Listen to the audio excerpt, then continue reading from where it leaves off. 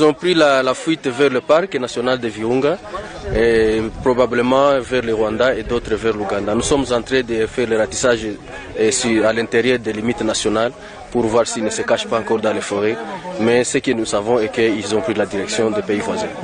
La population de Rutshuru, nous l'avions déjà annoncé que nous étions prêts, nous étions en train de compatir avec elle durant toute une année qu'ils ont enduré avec la rébellion du M23, avec toutes ces exactions.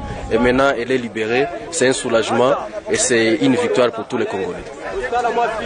Ce qui va se passer, c'est que ça, ce n'est qu'une grande étape, bien sûr, bien que ce n'est pas encore la fin de la guerre, parce qu'il y a encore d'autres groupes armés qui détiennent encore les armes sur le territoire congolais et que nous allons pouvoir aussi désarmer par la force s'ils ne veulent pas obtempérer à notre appel de déposer pacifiquement. Et donc, après le M23, qui était le groupe le plus vulnérable, il était le groupe le plus dangereux plutôt, qui avait instauré une administration parallèle, qui avait aussi plusieurs armes, plusieurs munitions avec un soutien extérieur. Vous venez de voir avec moi les stocks d'armement qu'on a récupérés, que ce soit à Rumangabo, que ce soit à Mbuzi, que ce soit ici à Chanzo et à Runyoni.